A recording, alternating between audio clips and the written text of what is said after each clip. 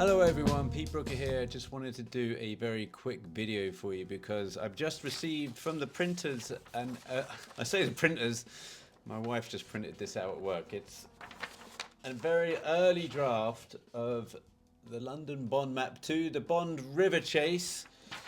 Yes, and if you stick around to the end of this video, I'm going to tell you how you can win one of these. But I guess first off, why make this map a tool? You know, why aren't all these locations on the first London Bond map, which I should have floating around here? Yes, here it is. The very first London Bond map. You'll remember that. Well, the truth is, you know, it's next to impossible really to get all of the Bond locations down in a single map. And I wanted to get the most iconic ones on the first map. You know, the ones from the films that we all know and love, and the ones from the novels, and a little bit of Fleming's life there. And the second one is going to be, I guess, more of a niche within a niche. It focuses primarily on the river chase that's in the pre-titles of The World Is Not Enough. It's my favorite pre-titles of the entire series, and you know, like I said, I'm lucky enough to really live in this city. You know, all these locations are really on my doorstep, and my work takes me around London. So you know, wherever I work, I always do a bit of due diligence before I go out and find out if there is a Bond location around me or a Fleming location. And so I guess I've done quite a lot of the big ones already, you know, and now I'm looking for the nerdier ones. But I guess that's why we're all here, right? You know, we want to know where Fleming bought his cigarettes or where Bond got his cigarettes. I think the same place, even though it's not there anymore, I found out. But I digress. So all these locations, I try and document over on the blog, the londonbondmap.co.uk. And incidentally, that's where you can buy this map as well and its predecessor. Okay, so why do I need a map like this, Pete? Eh? Why?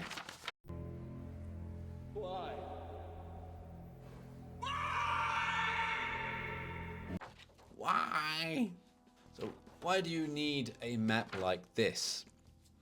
Well, in truth, you don't really, because you know, if you head over to the website where I've done all the research, you can find all the locations on there. But you know, if you're like me, you like maps and you like a bit of physical media in your life, right? So it's always good. And plus, you know, you might be walking around, you might not really be fancy getting your phone out all the time. You could probably just follow the map, and it's anyway, you know what maps are like.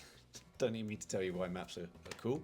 So this map has 12 locations on it that I've chronicled sequentially as you see it in the film. That's how it will appear on the map, starting from the MI6 building, of course, and ending on top of the O2.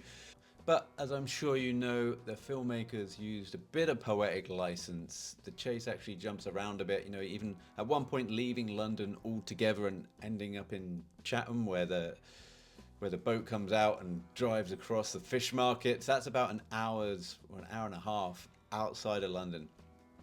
So a clever sleight of hand where you have the London bus separating London and the historic Docklands, which is where the sequence was filmed. Now, some of these locations can be a bit tricky to find on the sat-nav. I mean, most of the locations are on the river, right? That makes sense. It's a boat chase. So I used What Free Words. So you'll see underneath all the locations, free words. If you download the app What Free Words, type in these words and it will zero in. It will really drill down on the locations and it will get you as close as possible to them. And on the back of the map, I've included photos that I've taken myself, you see, so that will also give you an idea what to look out for. Now, in terms of using the map, you can, of course, like go through it sequentially, but honestly, you'll be, oh, I've lost Pierce. Pierce, come back. But you'll be wasting a lot of time. I mean, it would make no sense to go to Millwall Outer Docks and leap over to Royal Victoria Dock and then back again to Glengall Bridge.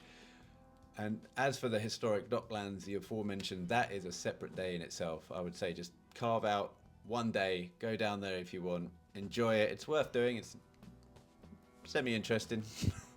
If you like, what is it, Catch the Midwife? Call the Midwife. Catch the Midwife. Might watch that instead. Getting back to the map. So here's how I would break it up. The MI6 building, Houses of Parliament, Waterloo Bridge and Java Wharf. Oh, dropped a map.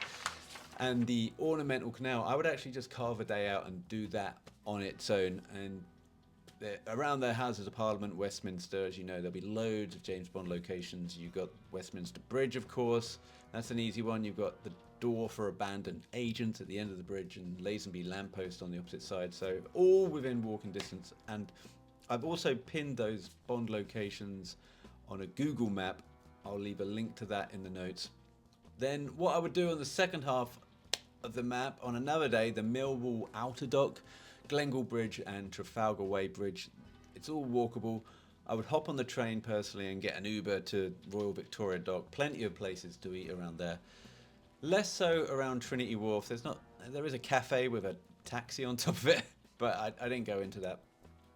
It's a bit abandoned, Trinity Wharf, but it has got, I believe, the only working lighthouse on the Thames.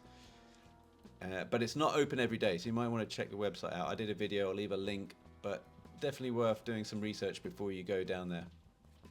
And then finally, on top of the O2, why don't you just finish off there a bit like Bond did? You know, you can actually walk over. That's me walking.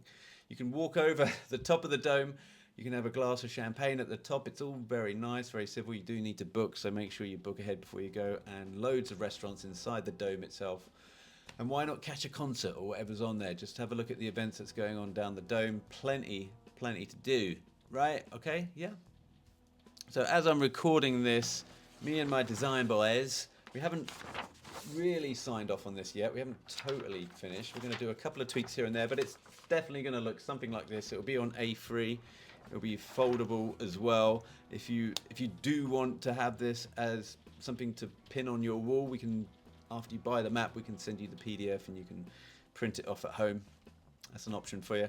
So it will be available on the website, and also if you sign up to the Patreon show, there will be more Bond. We're actually going to give you one for free for signing up as a member. Now, if you did want to enter the competition, all you got to do is sign up to the newsletter, and I'll leave a link to that in the notes. If you've already signed up, you don't need to sign up again. And at the end of the month, at the end of this month, September, I'll pull a name from the hat. I'll do like a random draw. And if you're the winner, I'll announce that on the newsletter. And I'll email you separately because not everyone opens newsletters. But all you got to do, Pierce. Come on. Hang in there, Pierce. And that is it. So, yep, just sign up to the newsletter. Bob's your uncle. Fanny's your aunt. And I'll see you on the next one.